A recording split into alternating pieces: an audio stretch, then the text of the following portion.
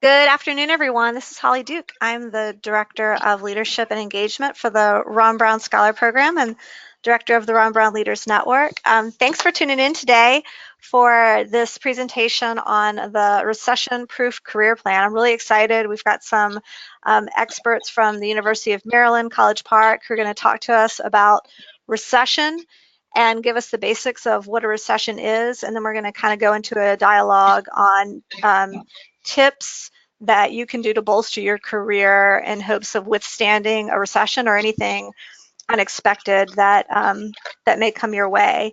So just a couple of pieces of housekeeping before we get started. One of the things I always like to say at the beginning of these sessions is that I am conducting the webinar from a pretty old building where my office is, and about once every 2 years the power will go out, and it goes out right in the middle of these webinars. So if the webinar goes kaplooey and you see the screen go blank, it's probably because I lost power. And if that happens, I'm going to email everybody who was in the session and let you know that we'll be sending you a recording of the session that you missed. But I do not anticipate that happening. I just want to say it in case. So on to the agenda. All right, so I want to briefly tell you who the experts are today, and then I'm going to let them introduce themselves. And we're still waiting for a couple of other presenters, so as they come in, they can introduce themselves. But we have at least one with us on the line. And then what will happen is today, our presenters are going to spend some time talking through the basic elements of recession, how to understand their causes and their impacts, and then finally, I am going to have a few pointers on how to reinforce your career, withstand unexpected changes from anything, from a recession or anything that life may throw at you. And we will have questions at the end. And when it's time to ask questions, I'll give you some instructions on how you can ask those questions. And if somebody could, oh, okay, great. So Destiny, thanks for your question. That actually was my next thing. I was going to just have someone put a note in the chat to see if we were being heard, but it sounds like we are. Destiny is asking if there's going to be a recording available later, and there will be. So for all of the Ron Brown folks, I am going to put it out on our Facebook page, on our LinkedIn page, and then I'll email it out to everyone who is registered. With that, it is my honor to introduce our experts today. First, we have Carlos Chaverri. He is a second-year master's in applied economics at the University of Maryland in College Park. He was a research economist in the research department of the Central Bank of Costa Rica for about 6 years. His research covered topics including busyness cycles, economic networks, public dynamics, microeconomic modeling and forecasting. He also holds a master's degree in development economics with a major in public policy and microeconomic management from the National University of Costa Rica. So Carlos, while we're waiting for the other two, would you like to go ahead and just introduce yourself in your own words, say a little bit more about yourself? Thanks, Holly, and good evening and good afternoon for everybody. Yes, as Holly mentioned before, my name is Carlos. I'm from San Jose, Costa Rica. I'm studying applied economics at the University of Maryland, and I have been working for the Central Bank of Costa Rica for the last 15 years. First, I work at the National Account Department as a senior economist, and then I moved into the research department when I work as a senior research economist. I also work for the Central Bank of Suriname in the National Account Department, and I'm more than happy to be here with you today. And let me introduce my other colleagues, Michelle and Ankita, that are going to join us presentation as soon as they can. But when Holly said, we are ready to start. Okay, so we'll let them jump in as soon as they get here. So Carlos, what I'm going to do? We're here. Oh yes. Okay, let's wait for them. So we have here Ankita and Mitchell from the Applied Economics program from the University of Maryland, and Ankita and Mitchell is going to introduce themselves. I will give the word to Mitchell. Hello, how you doing? I'm Mitchell Hi. Thurston. I'm from Nassau, Bahamas, and I'm a member of the Applied Economics program here at the University of Maryland. I have the pleasure of working with Carlos and Ankita, and we've been keeping each other afloat for the last year and a half. So we're looking forward to giving you guys a great presentation, and as well as answering as much of your questions as we can. I'll pass it over to Ankita. Hey guys, this is Ankita and I'm from India. And as Mitchell already told you guys, we are studying together and we are master students and in applied economics. And I'm also looking forward to this webinar. I hope we're able to answer most of your questions. All right, thanks everyone. So Carlos, I'm gonna actually make you the presenter now. So we're gonna see your screen. Okay, And I'm going thanks. to let you take it over from here for the first part of the session, which is about what is recession? Yes. So the topic for this afternoon is we are going to talk about recessions. But before we talk about what is recession, we need to make a brief introduction about what causes a recession. And follow the agenda that we have for today. We are going to talk about what is the business cycle. And after that, we are going to cover about the prior recessions in the US and what caused them. We are going to talk about also in what part of the business cycle we are right now, according to our knowledge, and what accounts for the current stage in the economic cycle. And after that, we are going to discuss what we can expect in the future in terms of if we experience of if there is another recession in the next few years, what may cause and which industries may be most impacted. But as I mentioned before, the key issue to understand what is a recession, what is an economic recession, is to start talking about what is a business cycle. So you know that economists use many types of data and approaches to measure the performance of the economy across time. That means that this understanding of the business cycle is a key point in economics because we know and we recognize that economic variables such as the GDP, such as the inflation rate, such as the unemployment rate, experience fluctuation over time. That means that we are very concerned about the type or what caused these fluctuations over time in the economic variables. We can talk about two different things. The first thing is that we economists used to refer to short run and long run fluctuations, especially you will hear in the news that economists are very worried about the short run fluctuations in the output, but we also have long run fluctuations. In this afternoon, we are not going to cover the topic about long run fluctuations in the output, the gross domestic product or the GDP, or in other variables because it's a very long topic. We are going to focus especially in short run fluctuations. And obviously, we are going to talk about also the fluctuation that we can see and expect in the employment. And these two things are related to what is a business cycle. So what you need to understand before is that a business cycle is a common pattern in many economic variables. It means that a business cycle can repeat over time, but they don't necessarily repeat on a predictable pattern. That means that we cannot say that tomorrow we are going to have another business cycle just because in the past we suffered a business cycle.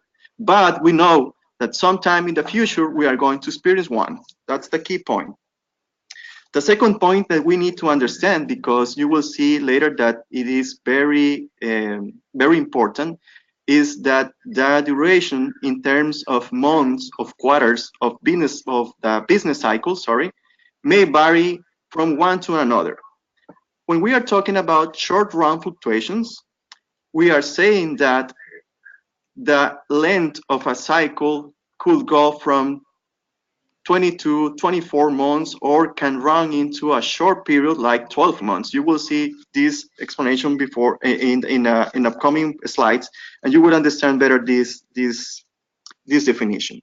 The other thing that we need to understand, and we need to be very clear about this, is why it's important to understand the business cycle and why we need to be worried about the business cycle.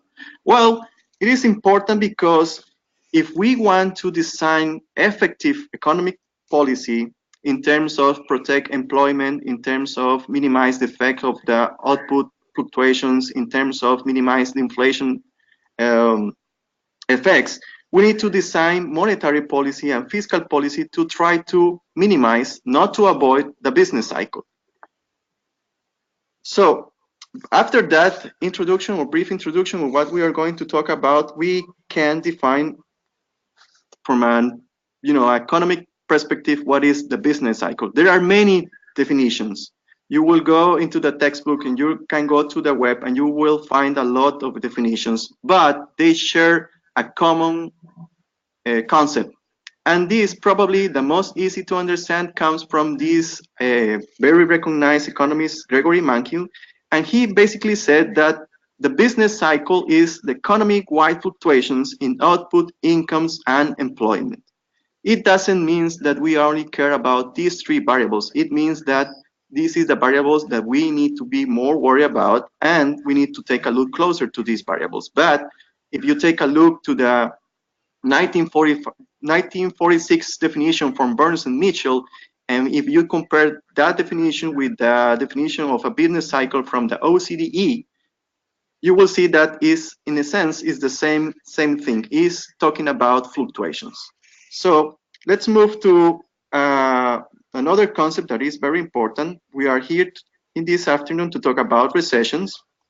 And the problem with recession is that there is no specific definition from a recession. For example, the National Bureau of Economic Research from the US define a recession as a period between a peak and a trough, and an expansion as a period between a trough and a peak. We are going to see these two concepts, peak and trough, in the following slides, and you will understand this better.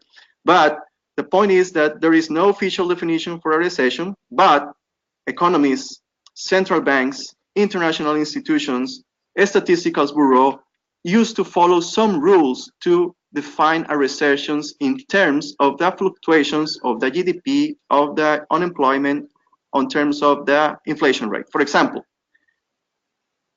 the National Bureau of Economic Research used to follow this rule: a period of at least 2 consecutive quarters of declining real GDP. So if we saw this movement in the data, we can say we are in a recession. In other countries, they may define a recession as a decline of the industrial production over a 6-month period. And in other example, other countries could define a recession as a 2-point rise in employment to a level of at least 6%. You could see that there is no official definition, but we have some points that we can use as a baseline to define this. So with that in mind, just take a look at this graph. Remember that I mentioned two things. I mentioned the word peak, and I also mentioned the word trough. The blue line reflects or represents the movement in the GDP growth rate across time. The black line is the long trend. And you will see that the economy goes from a peak and then goes into a recession. And this recession, if this recession is very strong, could lead to negative growth rates. And now we are in a contraction and we reach a trough. But this is not going to last forever. After a trough, the economists or the central banks and institutions start using economic policy to create an expansion in economic activity. So you will see that we are going to move from a trough to a peak. So we have recession, peak from a trough, and we have expansion that goes from a trough to a peak.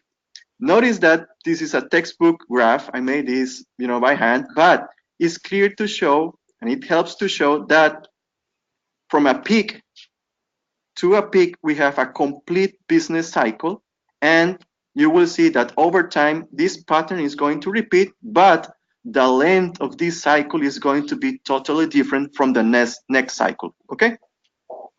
So, if we have that in mind and we understand that economic fluctuations go from a peak to a trough, and now we we understand the nature of the business cycle, we can identify what happened and what caused the prior US recession. In the last, for example, starting in 97, probably we saw in the economic activity the fluctuations of the US GDP that we have 1, 2, 3, 4, 5, 6 big recessions.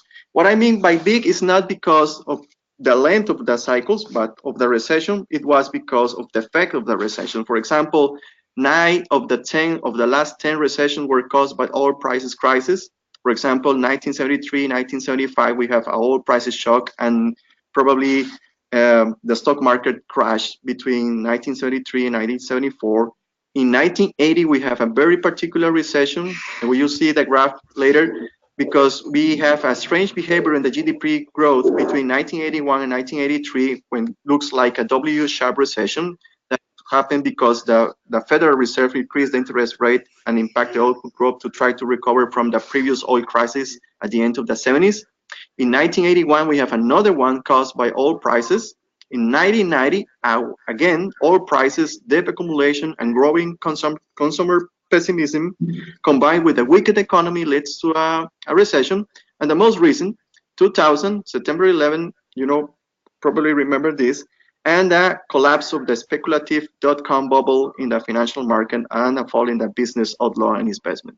And the Great Recession in between 2007 and 2009, the subprime mortgage crisis that led to the collapse in the US housing bubble. How we see this with data? Well, this is the US quarterly real GDP from 1970 up to 2018. You have that these shade lines identify the exact moment when the crisis started. We have the oil crisis, W-sharp, energy crisis, the oil prices, the dot-com bubble, and the Great Recessions. Based on this graph, you will say, okay, we have recessions. The times between recessions vary. The length of the cycle also varies, but will be most useful to see what happened with the real GDP growth rate. And this is perfect to use an example. For example, the W-sharp regression in the 80s. You will see here, this is the blue line represent the GDP growth rate. You will see this W pattern here. And the most recent recession, Great Recession, 2007, 2009, we have this recession. We go from a peak and then we go to a trough. This led to a negative growth rate of the GDP, so we can say that we suffer a contraction here as well in the 70s and the 80s. Sometimes recession doesn't have to record negative growth rates. For example, this growth rate in the dot-com bubble, you will see recession, but not negative growth rate. And right now we are in this part of the graph, okay? So now we are going to talk about where we are right now. And for that, my colleague Ankita is going to take the presentation. All right, so I'm going to talk about where we are right now in this life cycle of natural economic fluctuations. So we have observed that the economic growth is on expansionary path after the subprime mortgage crisis, and the output growth, as we can see from the table, was 2.34% in 2018. The unemployment rate by the end of last quarter of 2018 was 3.8%, which has been the lowest unemployment rate in the United States from past 25 years. And not only this, we have also seen that the average weeks by which people they stay unemployed, that has also decreased to 22 weeks by 2018, and earlier it was 40 weeks by the end of 2011. So not only this, the output gap, which is the difference between the current GDP and the potential GDP, is positive, which is putting more pressure on inflation rate. So now rising inflation rate can have insidious effect. If input prices are higher, then consumers will purchase fewer goods, and revenues and profits will decline, and the economy can slow down for a time until a new equilibrium is achieved.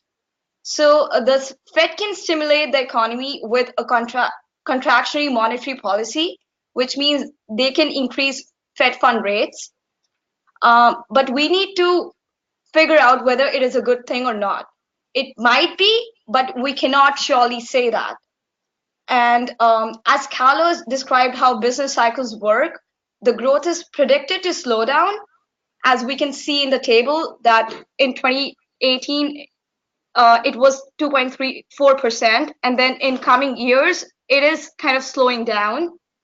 And this data is predicted by IMF, but the probability of next recession is really low. It is between 10 to 15%. So why is the economy on an expansionary path in the current stage? There are many reasons, and I'll talk about a few of them.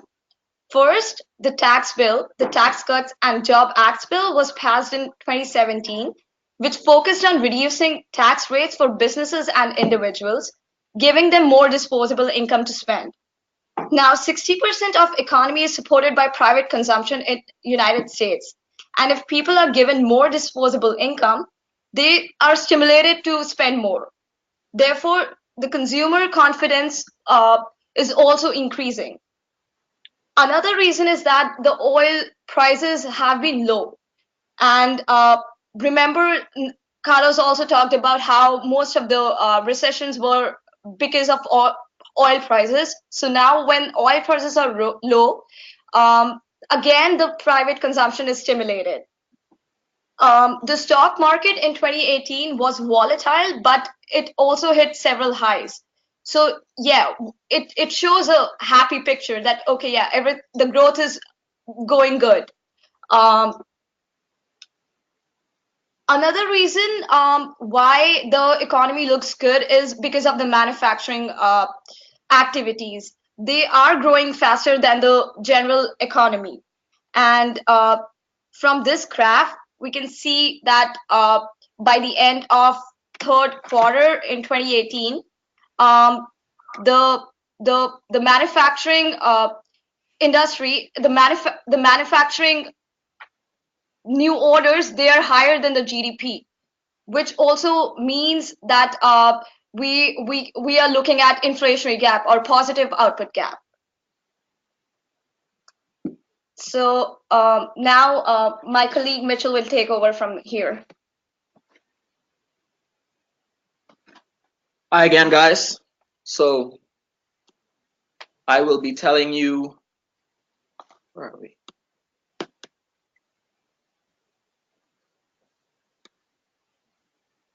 I will be speaking on what may be the cause of the next recession.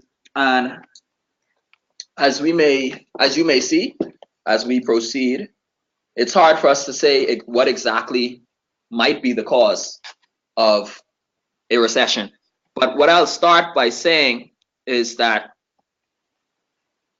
the percentage of recession happening is very low.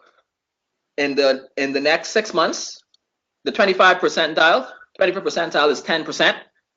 The median, 50%, is actually 12% chance, and the 75th percentile of a recession happening in the next 6 months is 17%. So as you can see, it's actually low, but that doesn't mean that a recession can't happen, because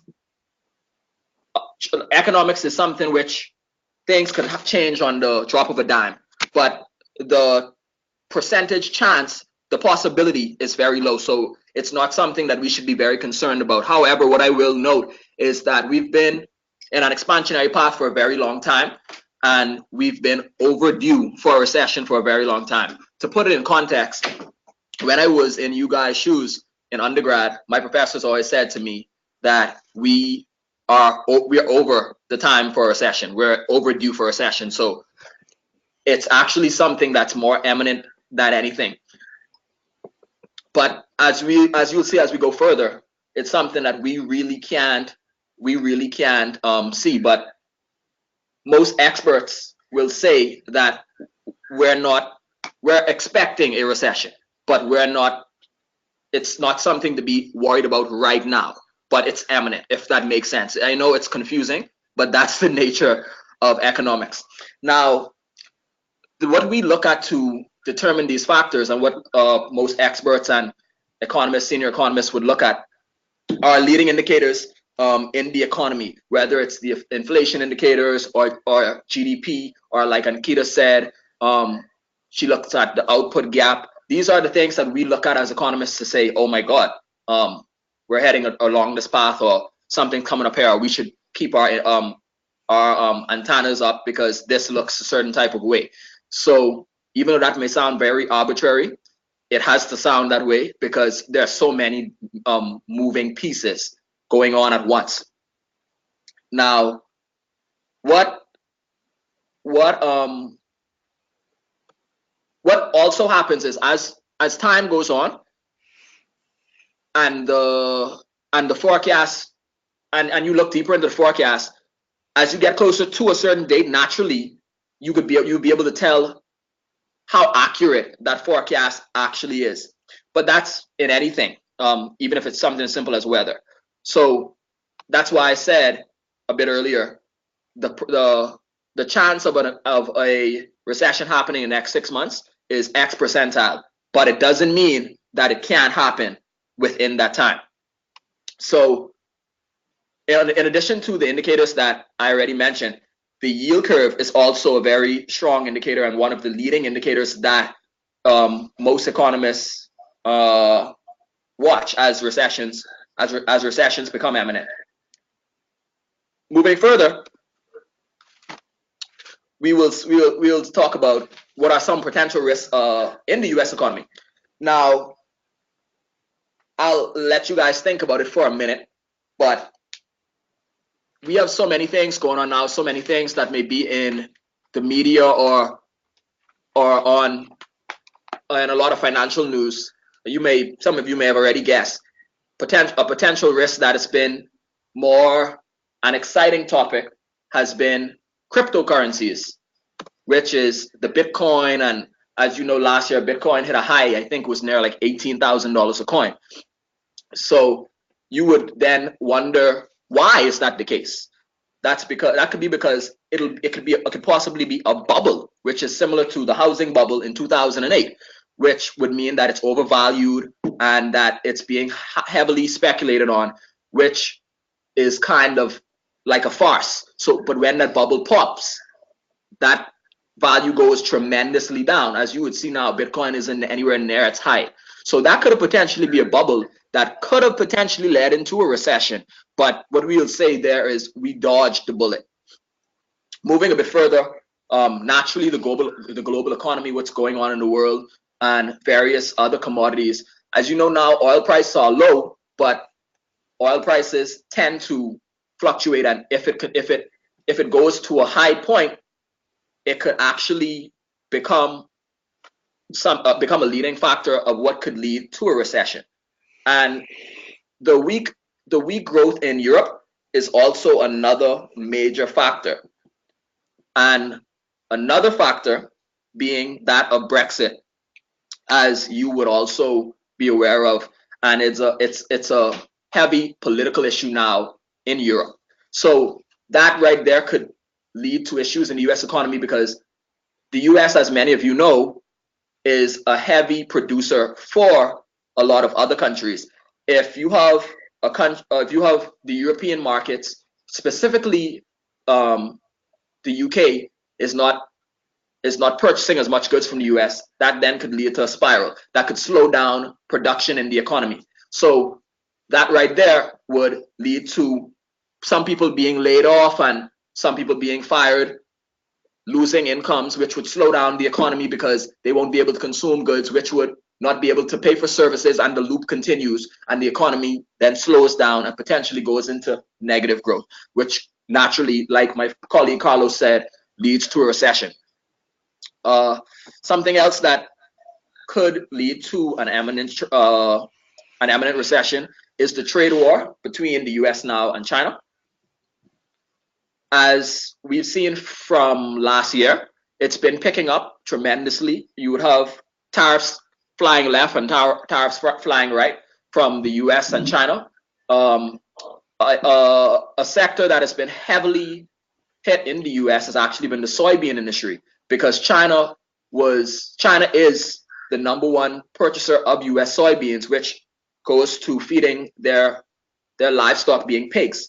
When they then are unable to buy as much as they were because of the tariffs, that then slows down that industry, which actually now has had to be supplemented by US government policy, now giving those soybean farmers money to actually keep their crop going, because there have been much less purchases. So if the government wasn't able or wasn't interested in supplementing those farmers by giving them extra money, that could have possibly led to a recession, if only in a specific area of the country, because that could have possibly slowed down consumption in that area. And keep in mind, while you may think to yourself that, hey, well, that's only soybean farmers, those soybean farmers then have to go to the food store to buy things for their family. They have to get haircuts. They have to go to the hospital if something happens. They have to get fuel, and the cycle continues, because then that slows down the economy of that whole region, which could spill over to slowing down the economy of the country. So, you have to think about all those moving parts that could potentially lead to the end goal or the final destination. Now, what industries might be impacted? As I mentioned to you just now, because of the trade war, the farming industry, produce, livestock, all of those industries could be impacted. But moving further, you could think of so much different industries which could be impacted, because once consumption slows down, that spills over into just about every industry, especially services. Because the first thing, for example, as a college student, let's simplify it. As a college student, I don't have an income, so I'm unable to work. So that means I have to watch my budget. If my budget is super constrained, and let's say this is an economy or someone who is in an impacted industry rather, I then think of, okay, what can I do to reduce my consumption, which means reduce the money I spend, but also continue to eat and stay healthy and everything else. So the first thing I'd probably think of doing is not getting a haircut, because while that's something that I would like to do, it's not a necessity. So that then doesn't allow my barber to get that extra how much ever dollars from me that would have been a haircut, which then it disables him from going to the food store to buy food for his family. So that's how you could see the cycle continues, and 9 times out of 10 it would be a service industry that would be impacted. But you could even go further and say maybe the technology industry could be impacted, because a lot of the technological goods that we have today are luxuries. So even though Apple is right now the most financially sound company in the world, and a Mac is very expensive in comparison to a Dell or HP. So someone would probably say, let me reduce my good level, which would be from, as you guys would have known, from a normal or luxury good to an inferior good, because a Mac may be seen as a luxury good, while an HP or Dell may be seen as a normal or inferior good. So that's the way we naturally think, even though we don't probably know that we are thinking like that. So on top of that, a lot of these industries are naturally linked. So all of that, then that linkage encompasses what I just described to you with the barber example. But that's the end of our presentation, and you will have the astute pleasure of having Holly continue the presentation. Great, thanks guys. All right, I'm gonna pull it back to me now. Thank you so much. And yeah, thank you guys. That's great. So I'm gonna start over here at my slide. All right, guys. So I'm going to talk a little bit about one of the reasons why I wanted to do this this presentation for Ron Brown is because in the last recession, there was just a really strong disproportionate effect on communities of color. So Black families, particularly poor Black families, were really hit the worst in the last recession. There were a couple of reasons why. One is because of the loss of jobs in the government sector, where a lot of African Americans were disproportionately employed. And then the ACLU looks at why Black and mostly Latino neighborhoods lost homes at rates that were almost 3 times higher than white areas. And that was particularly devastating because home ownership is where most of the wealth was held in these families. So then when you factor in things like predatory lending and bias and racism when setting mortgage rates and the bias and racism in the foreclosure process, and the problems were just further exacerbated. It was a terrible thing, and it really led to African Americans staying unemployed longer. And where the rest of the country may have been having a recession, those communities really were having a Great Depression and were unable to regain their savings, and it's taking them a lot longer to rebound. So we wanted to talk to you about, our experts just illustrated that it's going to be difficult to know when the recession might be coming, and we're in pretty good shape right now, although as Mitchell said, we're overdue. But things are good right now, and so now it's probably a good time to start looking at yourself and your career development, and think, just keeping it in the back of your mind about what you could be doing now to kind of bolster yourself against any kind of uncertainty. So what I'm showing on the screen now is some tips for knowing your industry's projected growth. So as you consider like the different jobs that you could go into with your college major, your skills, I'm going to suggest doing a little research on something called the ONET, which shows hiring projections, and it shows you which occupations are growing versus which ones might be flat or slowing down in terms of hiring projections. So what the ONET is it's the Occupational Information Network, and it comes out of the Department of Labor, the Employment and Training Administration, and it really is just the nation's primary source of occupational information. Since I'm a career counselor, I use it all the time. It's very helpful. So what I'm showing here are the difference between two very common engineering roles. So if I were an engineering student comparing practice areas that I might go into, this is definitely the kind of information that I would want to have as I consider my next step in taking my courses or lining up my next internship. So you can see on the left where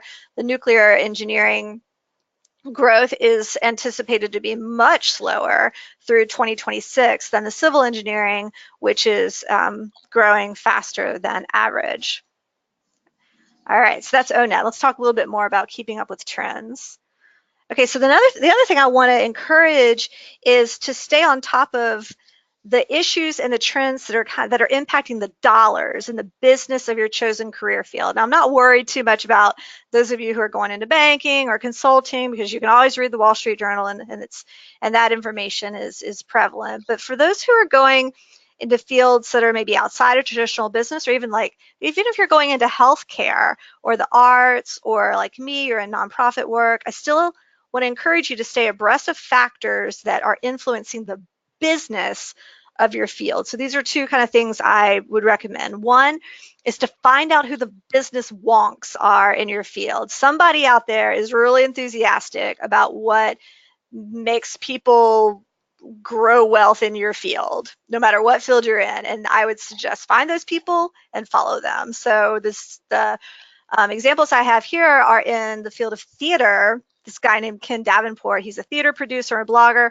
So he's following innovations in marketing and producing Broadway and off-Broadway shows. So he's got Twitter, he's got blog, he's all over the place. The next one is this woman named Tara Bano, and she's a hospital finance reporter. And I showed an example of her tweet over on the right. So if you're someone who's thinking about becoming a doctor or going into some field of healthcare, then you might want to follow her. The second is to look for your relevant professional association, blogs, journals, or magazines. There is a professional association and an industry magazine for almost any job you can think of that follows the business side of the field. So this was just some examples, and I put the one about beer up there just as kind of a funny example that even the beer industry has someone who is keeping their eye out for dollars. And I actually have a really good one that I'm going to see if I still have pulled up. Okay. This one has made me laugh for years. The world of sports turf has not just a professional association, they have their own publication for people who have made their career in athletic turfs. And you can see here that they have this like blog and website, and they're talking about this biostimulant and fertilizer that's going to be making big impacts in their industry. And I guess if your livelihood depends on sports turf, then you should be following this kind of thing. And I think that applies to all of you in whatever field you're going into. All right, so enough of that. Just thought that was funny. All right, so then all right, the next thing I want to talk about in terms of bolstering your career resiliency would be to look and to think about critical skills shortages. So you often hear the advice, like career advice, that says you should just be indispensable. Be indispensable. What does that really mean? One way to achieve indispensability is to master a skill that's really hard to find in other people who are doing your thing. So on the ONET, they will outline the most on-demand skills for each job and industry, but I also find the LinkedIn blog helpful for tracking in-demand skills as well. So these are some critical skill shortages that I found when researching for this presentation. And so if you look at that, you can kind of imagine how a skill like web development or speaking fluent Spanish or another critical language could really be a strong asset for almost any job. I can certainly see the benefits for my own field in nonprofit management. So picking up one or two critical skills is, I think, a great way to be recession-proof. One way to do that is certainly, if you're in college and you want to take a class, but you can also brush up through these online courses that are gaining in popularity. They are a great way to pick up a new skill without spending a lot of money. Or you might decide that you don't want to put your GPA in jeopardy by taking a class that might be outside your strong skill set. And if that's the case and you just want to pick up the skill, then you can do it through one of these online classes. So, and then in case you thought that only tech skills were in short supply in the American labor market, I also found some really great articles outlining how employers are having a hard time with finding workers with critical soft skills as well, which is in that third bullet. So they're really having a hard time finding workers who are adept at communication, interpersonal skills. They're having trouble finding people who are resilient, persistent in the face of challenge. And in looking at the online courses, I found with Linda, this last one listed, they did teach some beginner tech courses like C++, but they also found courses that teach people how to effectively work on a team, how to make small talk, and even how to exude confidence with your body language. So those, so there's a lot of resources out there for picking up the critical skills either in tech or in soft skills that can give you an advantage as you go forward with your career. Okay, so then the next thing I want to talk about is your network. And you hear we talk a lot about network, but I'm going to be specific in this piece of advice. If something unexpected happens to your job or makes your future uncertain, what I want is as many people rooting for you as possible. The importance of a high quality network really can't be overstated. And when I say high quality, I mean that, like, of course you want your friends, your family and loved ones, and people who can be around you to provide advice and emotional support. But I want you to have people who are also in a position to make something happen for you.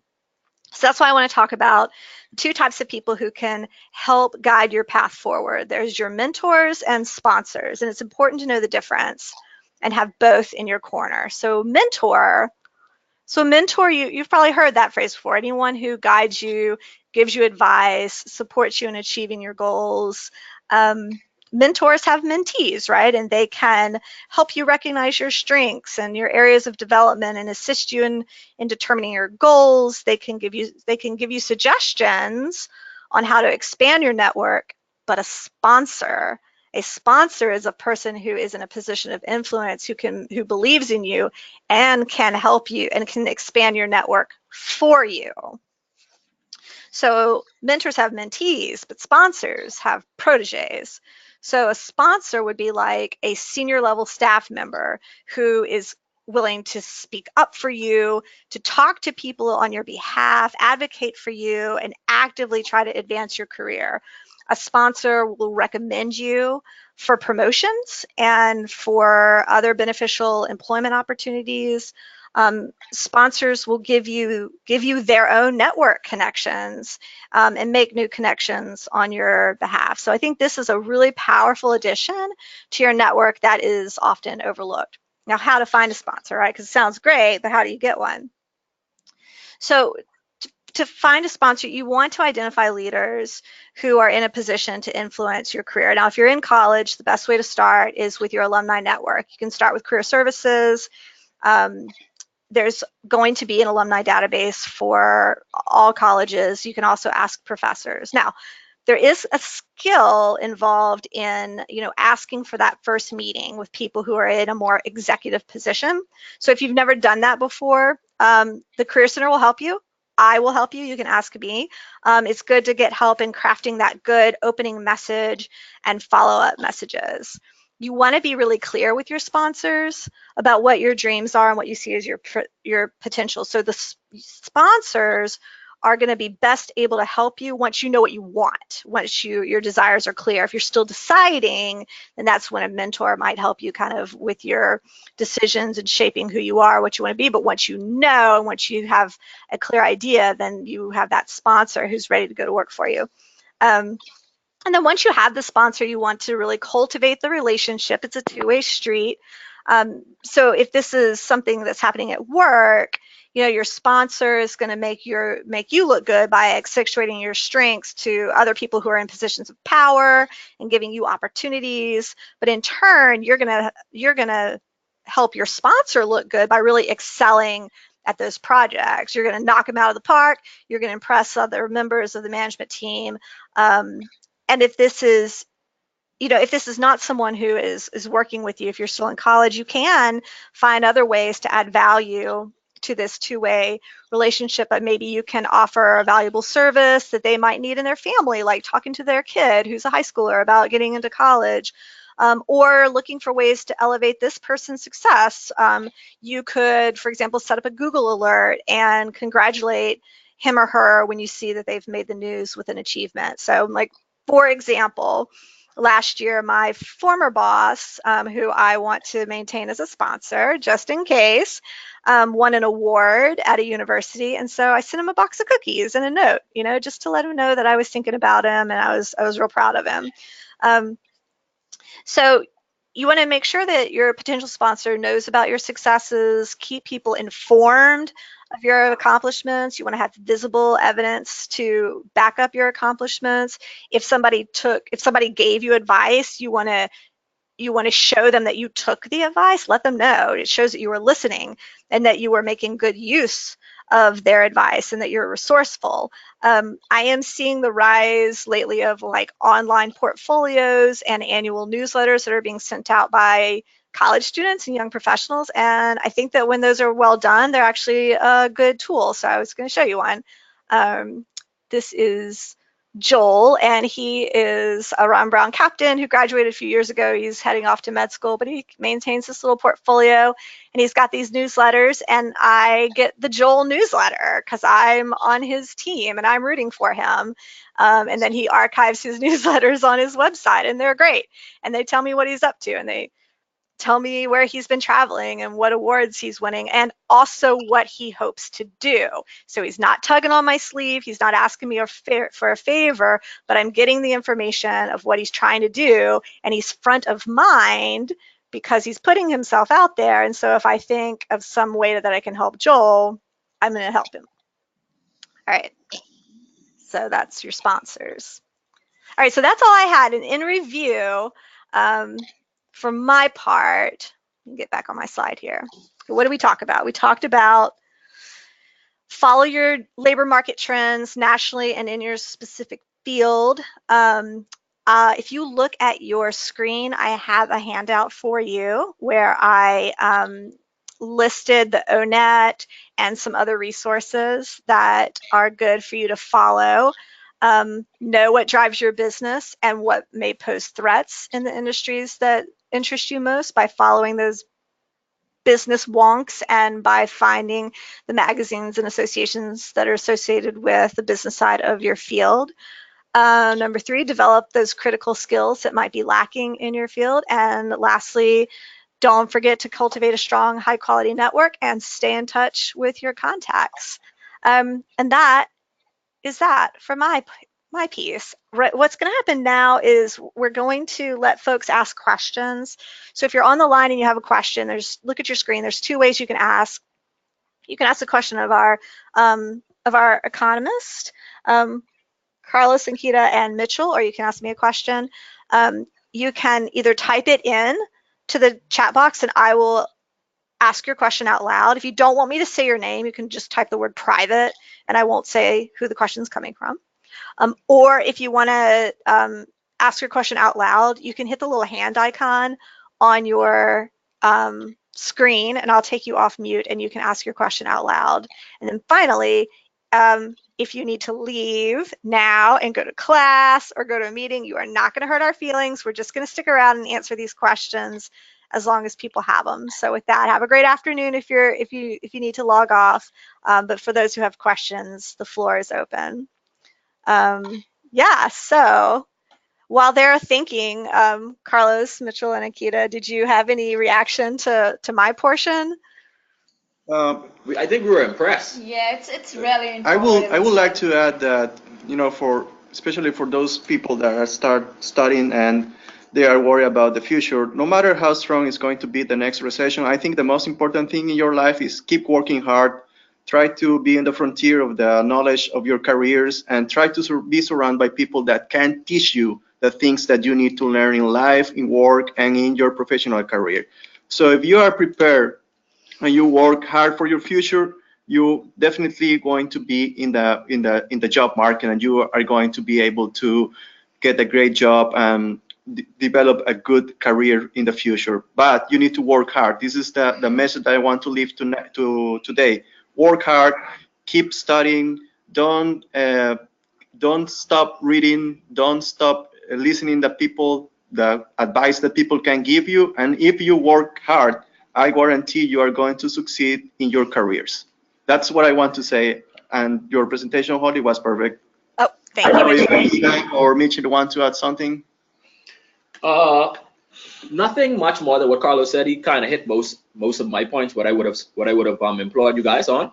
But what I would say is just keep pushing. I'm not sure where all of you stand academically in your year, graduation or probably sophomore. I don't know. But what I would say is just keep pushing. Every grade wouldn't be an A. Every class you won't probably get an A in. But just do your best. You're gonna have some hard nights, some hard days. Sometimes you just gotta take a step back and take a rest, take a nap, just get back up and keep doing it the next day.